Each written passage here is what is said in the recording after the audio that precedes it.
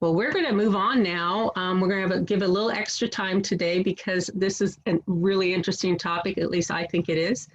And I want to introduce to you our speakers, Vanessa and Tony. I sent some information out about them in your email, and I am just going to turn it over to them and let them go because there's a lot to hear from them. So thank you, welcome both of you. Thanks for being here. I will stop my share, so if you need to share.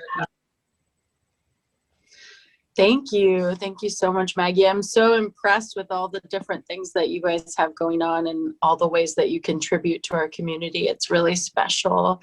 Thank you, Charlie, for asking us to come on and talk about this important topic. I think Tony's going to share his screen. I'm having some internet issues, so I'm actually on my phone right now. I'm like, our story of our lives these days, right? So yeah, Tony, if you want to share your screen. I can't tell if you already are, though. I am. Okay. I'm in the attempt. Okay, good. Yeah. So, yeah, we're calling this presentation Racial Disparities in the Criminal Justice System and You, because I know that Rotary is really big on what you can do to give back to the community or what you can do to make changes. And so Tony and I definitely incorporate that piece into this presentation. I know that no one wants to leave a presentation feeling like, hopeless, exhausted. So we definitely have some strategies to where we can all address this issue together. So next slide. So the goals of our presentation are to explain what is considered a racial disparity, why they exist within the criminal justice system. Another big piece is to reduce stigma for formerly incarcerated people. This comes up time and time again for Tony and I when we're working with formerly incarcerated people. That's one of the #1 things they want is to be treated like people when they are released from prison or jail. And so we're hoping to do that today. And then we're going to provide some meaningful suggestions for you all on this topic. And I wanted to make a quick comment because it's so pertinent, right? Racial disparities. So I'm Japanese American. My mom's from Japan, and in prison, you have different cars. People from the same ethnicity group sticks together. But for Asians, Jamaicans, Puerto Ricans, North Africans, we're classified in a group called other. So you're automatically, you're already other when you're incarcerated. But if you're Asian, like you're literally called others. Like the guards call you other people call you other. And so that's like kind of pounded in you, like, oh, I'm already kind of outside of the societal norms. Now I'm even more othered, right? So I just wanted to say that as well, because it's just super important to bring up.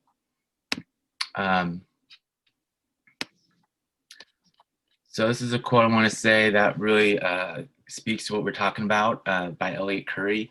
Prison has become a looming presence in our society to an extent unparalleled in our history or that of any industrial democracy. Short of major wars, mass incarceration has been the most thorough implemented government social program of our time. We'll talk about more about reentry and social services, but it really speaks volumes that we put all our eggs in one basket now into police and into incarceration. Our government kind of thinks that incarceration is the end all, the be all as a solution instead of mental health, social services, social welfare, etc. And I want to bring this up as well, that even though the 13th Amendment to the U.S. Constitution outlawed involuntary servitude, white supremacy continues to be embraced by vast numbers of people and became deeply inscribed in new institutions. One of these was lynching, a widely acceptable institution for decades. Neither slavery nor involuntary servitude, except as a punishment for crime whereof the party shall have been duly convicted, shall exist in the United States or any place subject to their jurisdiction. So 1 in 3 Americans have a criminal record. That's pretty astronomical. It still blows my mind. We have as many people with criminal records as college degrees. They equate each other. That is pretty disparaging. We have about 1 in 72 people on probation alone, and a quarter of the people in prison are there for a parole violation. So not a new crime, right? 25% of people, that's 2.2 million people total, for either a curfew violation, they failed a drug test, they were late, something that was not a new crime, but they were put back into the system to serve out their time.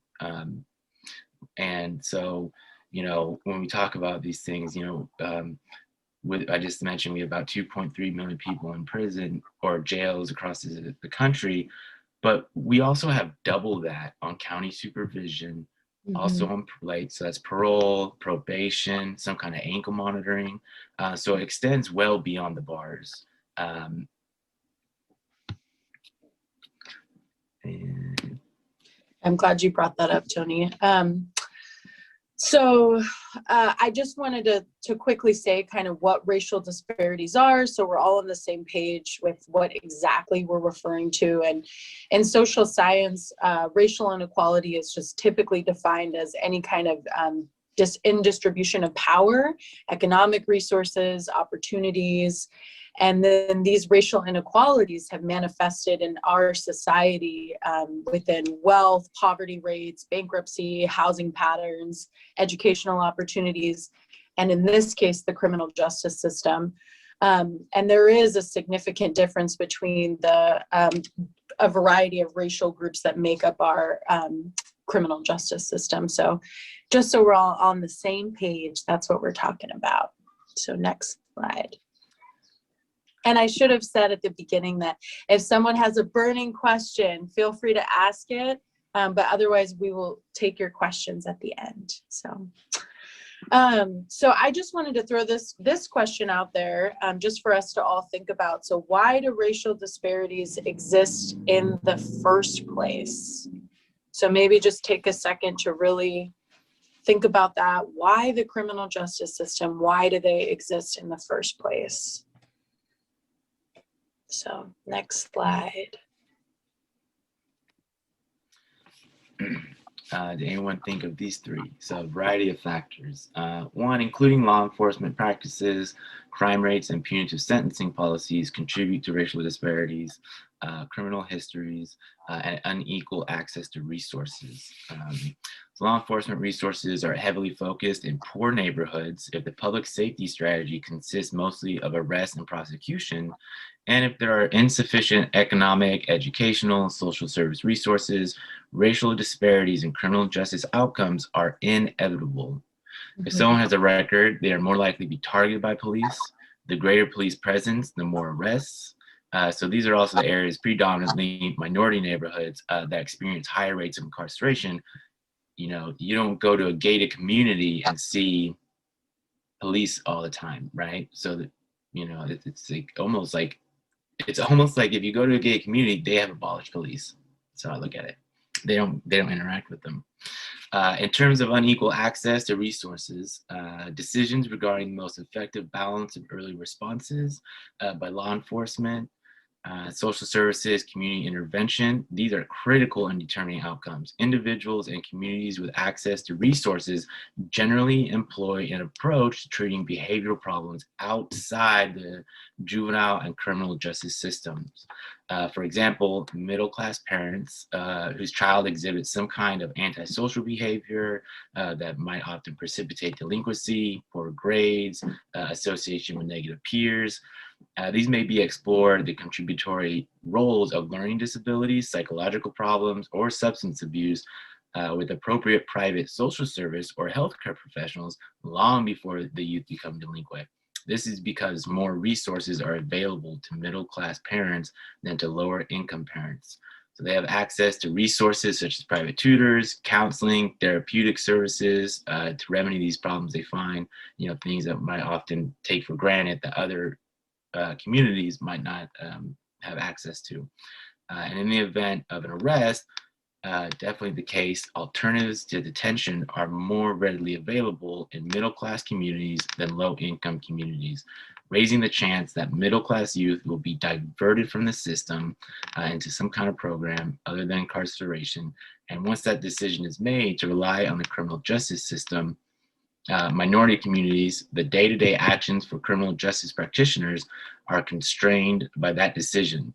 For example, police make drug arrests in low-income neighborhoods because those communities are not equipped with available alternatives for dealing with drug problems.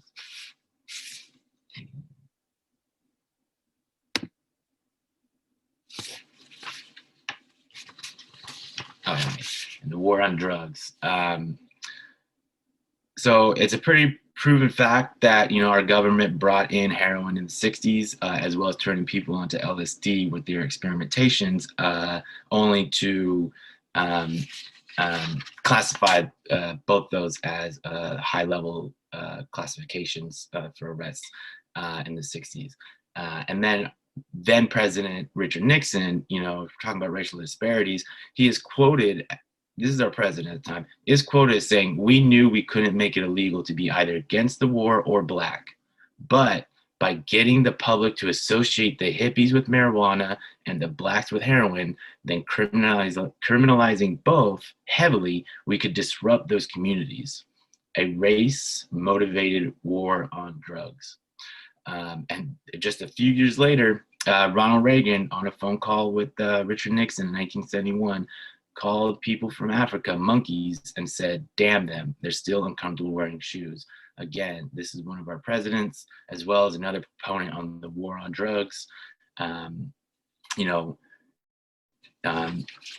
So people of color are in prison for drug offenses at rates highly greater exceeded the proportion of drug use population. This is due in part to law enforcement practices, but is also related to drug sentencing policies that have been acting since the 80s at both the federal and state level.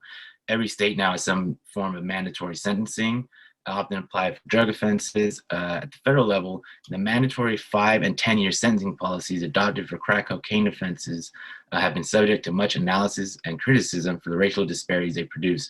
If you had 5 grams of crack cocaine, you would get the same sentence as someone who had 500 grams of just regular cocaine. It was a 1 to 100 ratio.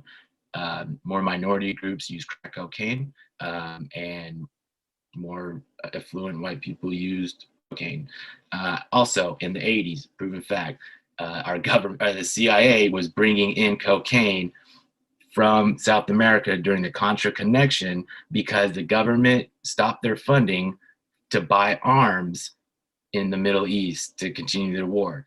So our government was bringing in cocaine into inner cities to buy guns to fund their war. Over racial biases, racism exists within society at large and will be found within the criminal justice system 100%. In policing, it can manifest itself in poor interactions with the community, denote lack of respect. In the courtroom, the ways in which defendants or attorneys are addressed can communicate attitudes suggesting second-class status. And in prison, officials who have negative interactions with inmates as family members can increase levels of hostility for those who are incarcerated, families, and staff. And also to mention the 3-strike legislation in 1993 that passed by a majority of both Democrats and Republicans, which means 3 strikes and you're out. We see people that stole a slice of pizza, stole a bicycle, stole a candy bar, receive life sentences for those minor infractions.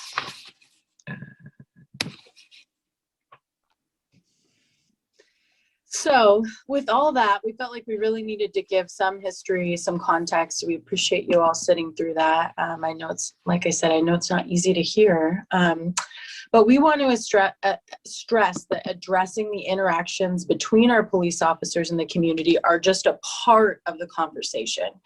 It's also accountability within the DA's office, the probation department, parole department, education system, social service agencies. All of us are a part of this. I know that many of you are probably familiar with the recent report that came out that says that we are failing our Native youth in Humboldt County. They're suspended at a higher rate. All of this contributes to a disproportionate rate of people of color in our criminal justice system, because that's the trajectory of their pathway, which I'm really happy that this club is sponsoring the conference that was mentioned earlier. So that's a great way to combat it. So we all need to do our part.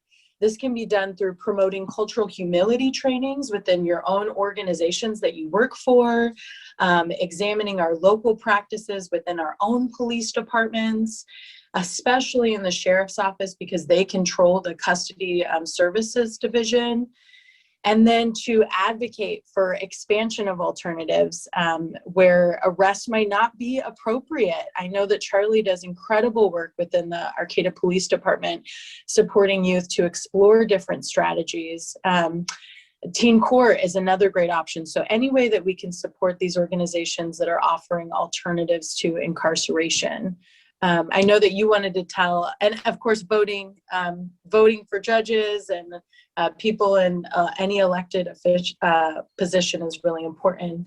Tony, I know you wanted to tell a quick story about that. Yes, just to plug on voting.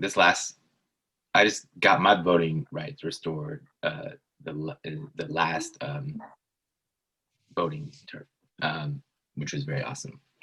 So yeah. When we're talking about alternatives to incarceration, right? But most of, like I was saying in the very beginning of the slide, that we put most of our eggs in incarceration as a solution instead of towards mental health, right? We have mental health courts, which I think is a very jarring image to think of. Why do we have mental health and court together if it's a mental health issue? So recently, my best friend Jack, he has a personality disorder and manic depressive, which kind of borders more towards schizophrenia. He's an amazing poet and artist in Sacramento, and he had a schizophrenic break, and he had his medications kind of interacted off, and when he was outside of his apartment, when 911 was called, police came. And instead of some kind of caseworker or anything like that, they arrested him.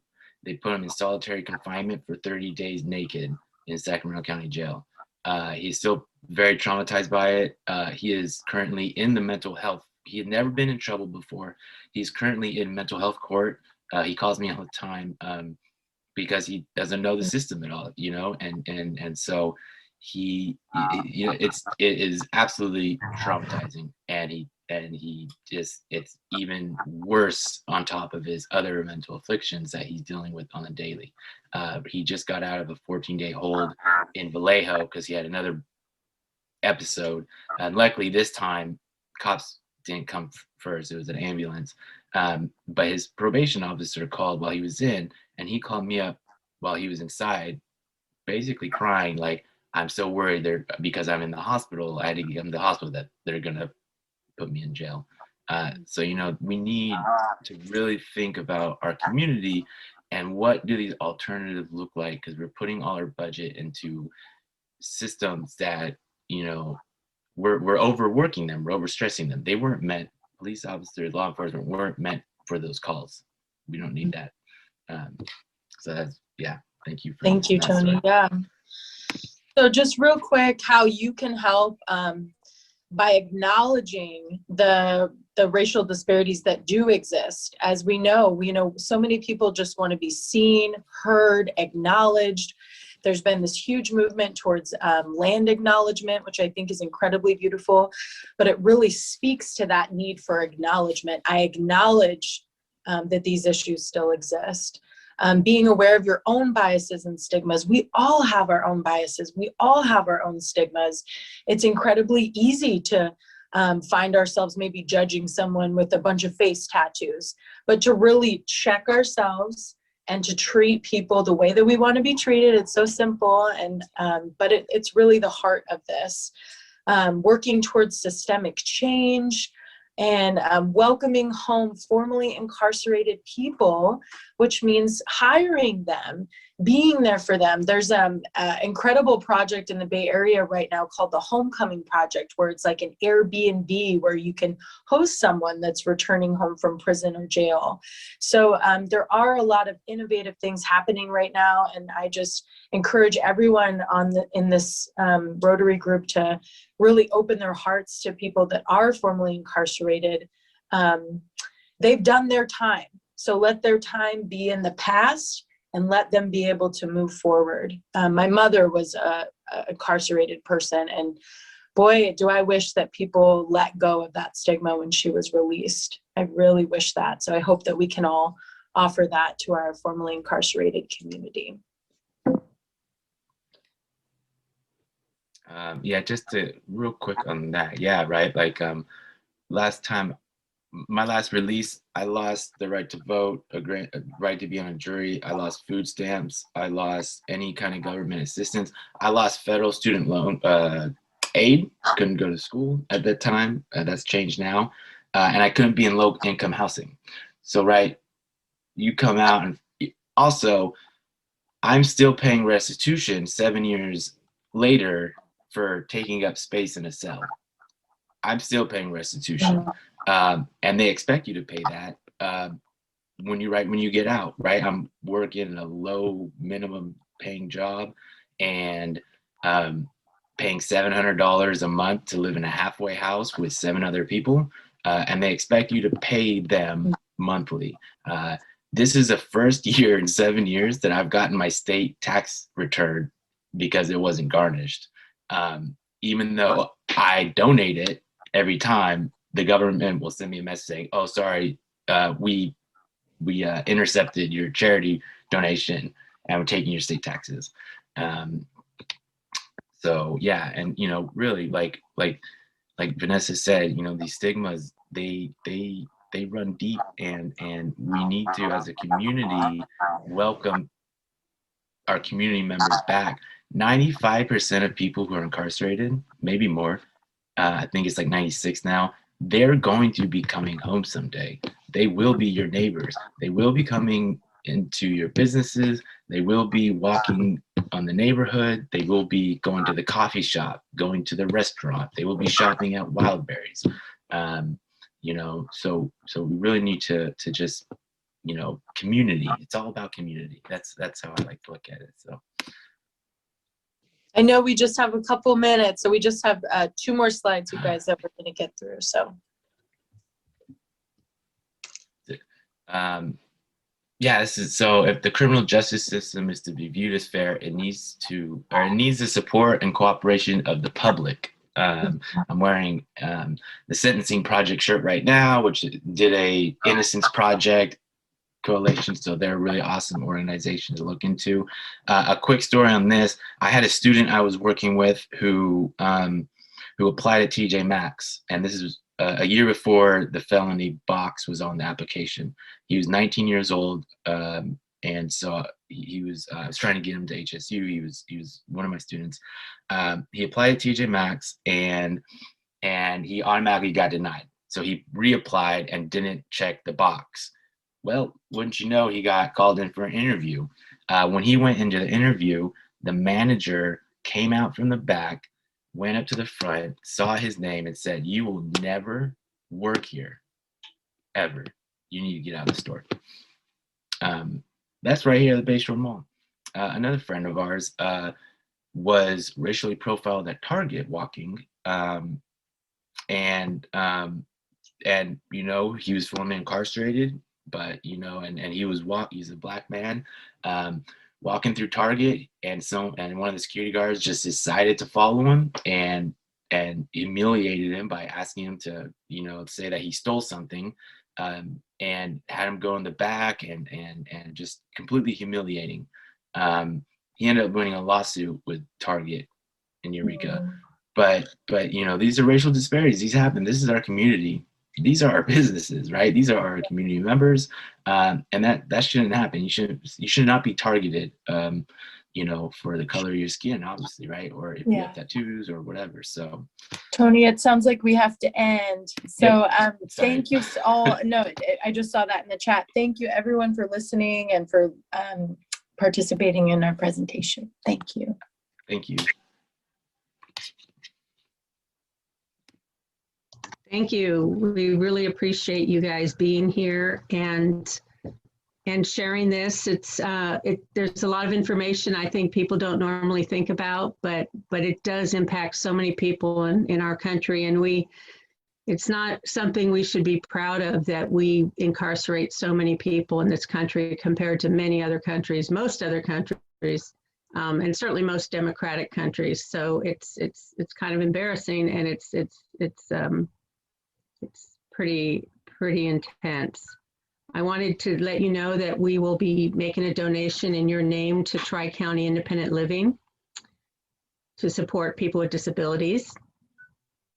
And you both get a little certificate. I love virtual certificates. You don't have to put it somewhere. You just enjoy it in the moment.